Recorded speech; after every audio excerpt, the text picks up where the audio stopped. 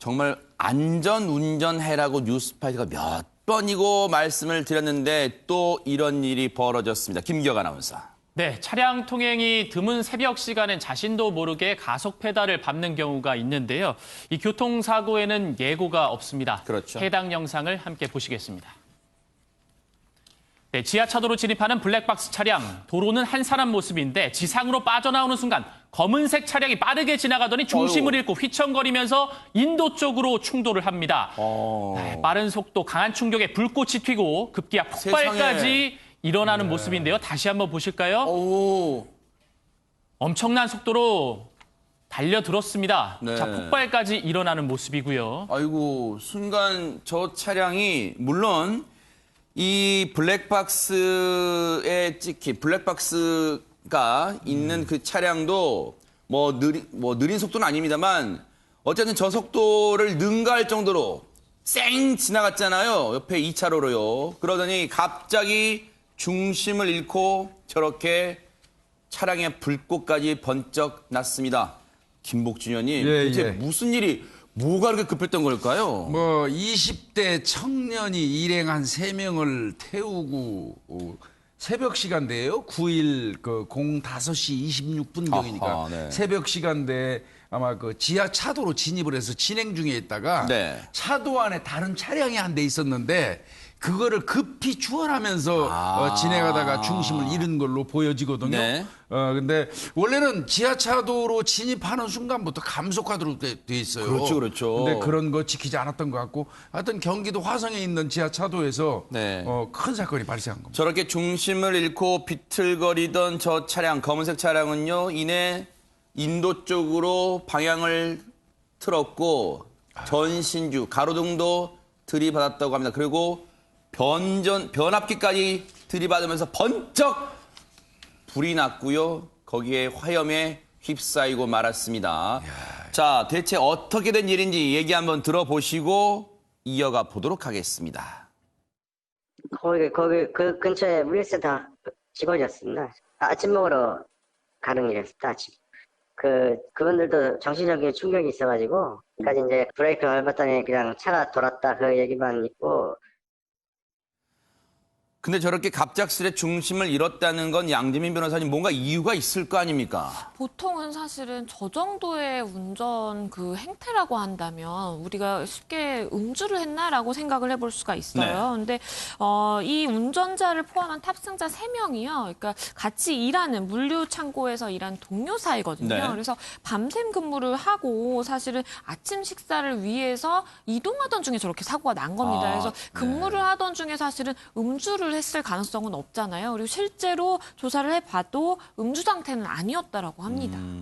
일단은 음주 상태는 아니란 것은 일단 천만다행이에요. 그런데 하마터면 그렇다 하더라도 중심을 잃을 정도로 빠른 속도로 앞차 1차로로 진행하던 차량을 추월하려고 했는지는 모르겠지만요. 중심을 잃고 저렇게 변을 당하고 말았는데 일단 김기혁 아나운서 저 차량 탑승자, 운전자 포함해 탑승자들의 안전 상태, 지금 상태가 지금 상당히 궁금합니다. 어떻습니까? 예, 굉장히 그 심각한 부상을 입은 상태고요. 또 추가 피해로 말씀드릴 것 같으면은 이 차량이 어쨌든 영상에서는 조금 검기 때문에 어둡기 때문에 잘 안 보일 수 있는데 네. 인도 쪽으로 가면서 이 차량이 가로등과 부딪히게 되는데 네. 정말 이 영화 같은 일이 벌어진 게 차량이 두 동강이 났습니다. 세상에. 예, 뒤편이 지금 잘려져 이렇게, 근데 진짜, 아이고. 맞습니다. 예, 사진에서 보실 수가 있는데요. 제 앞쪽 부분이고요. 뒷부분이 잘려져 나가는 두 동강이 나는 그런 심한 사고가 세상에. 나게 됐습니다. 그래서 아하. 이 뒤쪽 부분이 그 인도 쪽에 있는 배전판 있죠. 예, 도로 배전판, 다니다 보면 네네. 예, 확인할 수 있는데 그런 네. 배전판을 또 들이받으면서 이 일대가 또 정전이 되기도 했다고 합니다. 네. 차량이요, 진짜 무슨 종이장처럼 구겨진 것도 충격인데 어느 정도로 충격이 셌는지 차량이 두 동강이 났습니다. 이게 정말 믿겨지십니까? 그리고 여러분 인도 걷다 보면 이렇게 불뚝 튀어나온 거 있잖아요.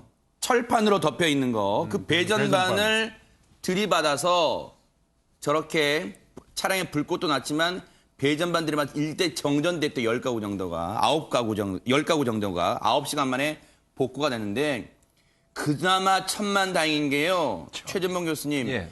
저 새벽 시간대 인도에 사람이 없었던 보행자가 없었던 게 천만다행입니다. 그러니까요. 만약 저게 차가 많이 다니거나 인도에 사람이 있었거나 엄청난 피해가 났지 않겠습니까? 저 정도로 크게 충격을 해서 두동강이 나고 불이 날 정도라고 하면 주변에 다른 차들이 있었거나 지금 현재 보세요. 달려가다가 갑자기 1차선으로 변경하려다가 중심을 잃고 지금 가는 거거든요. 이제 과속을 했는데 2배 이상, 그러니까 제한 속도보다 2배 이상의 속도로 달렸대요. 그러니 저렇게 그러니까 조절이 안 되는 거죠, 사실은. 그런 상황에서 만약 옆에 차가 있었어 봐요. 어떻게 됐겠습니까? 3중, 4중, 5중 충돌이 됐을 수도 있고 또 인도에 만약 사람이 있었다고 하면 거기는 엄청난 피해가 있었을 거죠.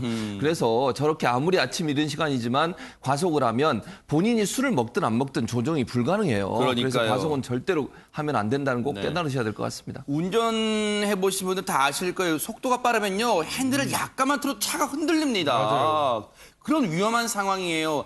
저 운전자 포함한 탑승자들의 지금 상태가 상당히 궁금한데 저 정도 충격이면 부상 정도로 심각했을 텐데요.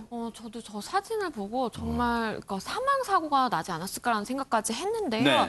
다행히도 사실은 탑승자 3명 중에 1명이 중상이고 2명이 경상을 입은 상황이라고 천만다행이네요, 합니다. 진짜. 다만 이제 뒷좌석에 이제 타 있던 탑승자가 오른쪽 팔을 굉장히 이제 크게 다쳤다라고 해요. 그래서 네. 바로 저 사고가 발생한 직후에 모두 이 병원으로 옮겨져서 치료를 받았다고 하고요. 네. 사실은 저 정도 사고 규모에 비해서 부상을 입은 정도가 개인적으로는 경미하다라고 볼 수 있어 천만다행이에요, 진짜로.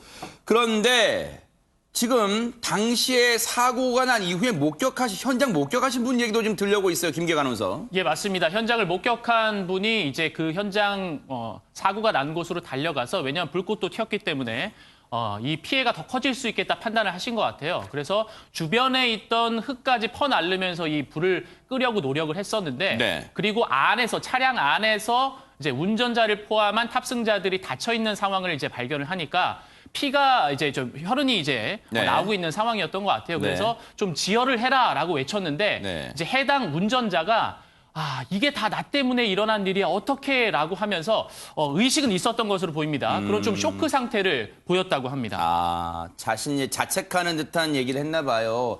이 출혈이 나니까 거기를 압박하라고 이제 목격자분들이 주변 분들이 했는데 그거는 신경 쓸 겨를도 없이 나 때문이야 자책하는 소리도 했다고 하는데 박준 변호사님 어쨌든 자세한 사고 원인을 파악해야 될 거 아닙니까? 그렇습니다. 지금 일단은 음주는 아닌 걸로 알려져 있고요. 블랙박스 이제 영상 음성이 중요한데 어허. 블랙박스에 음성이 담겨 있습니다. 제껴. 이게 뭐 제쳐라는 소리겠죠. 아마도 좀 이게 무슨 의미일까요? 빨리 가기 위해서 가속을 하기 위해서 아마 제쳐야 된다. 뭐 이런 것들을 얘기해서 뭐 이거 가속하다가 사고가 난 것으로 경찰은 추측을 하고 있고요. 네. 결국 사고 차량 뭐 탑승자 목격자 상대로 정확한 사고 원인을 조사하고 있습니다. 이 사고 보니까요, 김복준 의원님, 옛 조상님들 말이 틀린 게 없어요. 5분 먼저 가려다가 50년 일찍 갈 수도 있는 상황 될 수 있어요, 진짜. 50년 먼저가 아니라 평생 먼저 가죠. 그러니까요. 근데 이런 서울 시내라든지 도심지에서 실험이 좀 있었어요. 차 2대를 놓고 일정한 신호 모든 법 규정을 지키면서 일정한 거리를 간 차량과 나름대로 요령껏 빠져나갈 수 있는 방법으로 빠져나간 차량의 이 차이는 30분 이내 들어가는 거예요. 그래요? 그러니까 이게 네. 별반 차이가 안 나는데도 불구하고 이렇게 얘기하는데 저는 이 사건은 제가 보기에는 차도 내에서 저 제껴 하는 소리가 뭐냐면 추월을 유도하는 일행들의 목소리예요. 이게 굉장히 위험합니다. 특히나 친구들, 동년배들 그런 사람들이 여러 명 타가지고 부추기는 행동하면 안 돼요. 야, 이렇게. 밟어. 네. 그거 과속하라는 소리잖아요. 엑셀에다 밟으라는 거고. 네. 밟어. 제껴. 이런 얘기 하면 안 되고요. 옆에 탄 사람도 좀 지킬 게 있어요. 네. 그다음에 옆에 타가지고 앞에나 옆에 차가 좀 불편하게 운전하면 운전자는 가만히 있는데 옆에 탄 사람이 막 창문 열고 요구하는 경우 있어요. 자기가. 맞아요. 그거는 운전자로 하여금 흥분 상태를 유지시켜가지고 사고로 이어질 수 있어요. 분노 유발하는 거잖아요. 네, 그런 부분 등등도 같이 타는 분들도 네. 좀 가려야 된다. 맞습니다. 운전 에티켓도 좀 지켜야 예. 될 것 같아요. 정말로 큰 사고였지만 그중에도 천만다행인 그 사고 소식 여러분과 함께 해봤습니다.